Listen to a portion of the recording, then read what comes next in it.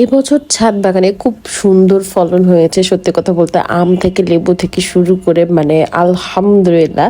আসসালামু আলাইকুম, সবাই কেমন আছেন? আবার নতুন আরেকটা ভিডিওতে সবাইকে স্বাগতম। আজকে হচ্ছে ছাদ বাগানের A to Z দেখাবো। A to Z বলতে ছাদ বাগানে এখন কি কি আছে আর কি। আমার মা তো ছাদ বাগানে পেঁয়াজ লাগাইছে, তো আলহামদুলিল্লাহ পেঁয়াজগুলো অনেক বড় বড় সাইজ হয়েছে, যেগুলো আর কি টপে লাগানো হয়েছিল।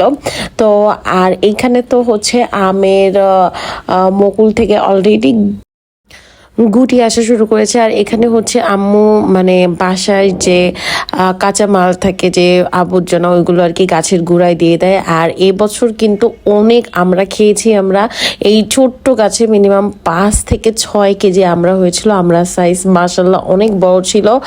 আর কাঁচা মরিচ এবছর ছাদে যেগুলো হয়েছে ওইগুলোই হচ্ছে খাওয়া হয়েছে, এর বাইরে খুব কমই কেনা হয়েছে। এই যে ছাদের মরিচগুলো ছাদে যাব, তারপর হচ্ছে আমাদের মরিচ তোলা হয়। আর এই টবগুলোতে আম্মু একটু হচ্ছে পেঁয়াজ লাগিয়েছিল, সেই জিনিসটাও দেখাবো। আর আমের গুটি তো চলেই আসছে। আর আমার এই ভিডিওটা কিছুদিন আগের আম কিন্তু এখন অনেকটা বড় হয়ে গেছে, ওই ভিডিওটাও আপনাদের সাথে অ্যাড করব। আমি বিকেলবেলা ছাদে গিয়েছিলাম, আর এইখানে হচ্ছে আম্মু এইরকম বস্তা করে আর কি পেঁয়াজ লাগিয়েছিল। এটা হচ্ছে আপনার 7 বস্তা আর কি পেঁয়াজ লাগাইছে, মিনিমাম 1 মনের মতো হবে। বাট কত কি তুললাম সেই জিনিসটা পরবর্তী ভিডিওতে আর কি দেখাবো। আর টবের পেঁয়াজগুলো কিন্তু অনেক বড় হয়েছে, যে পেঁয়াজগুলোর সাইজ আমি দেখাচ্ছি, কারণ এখানে পরিপূর্ণ আর কি পানি পেয়েছে। আর ছাদে গাছ লাগালে কিন্তু বেশ পরিমাণে গাছের পরিচর্যা করা লাগে, যেগুলো হচ্ছে এমনি মাটিতে লাগালে অত বেশি পরিচর্যা করা লাগে না। তো অনেকেই হচ্ছে আমার মুরগির ভিডিওগুলো দেখতে চাচ্ছেন, মুরগির ভিডিওগুলো ইনশাল্লাহ দিব।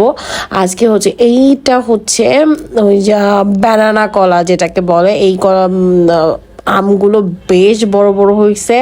আর এইবার তো আম্মু ড্রাগন গাছের পিছনে একদম উঠে পড়ে লাগছে কিভাবে আরো করবে। আর এখানে হচ্ছে কাগজি লেবু, কে কে পছন্দ করেন কমেন্ট করে জানান।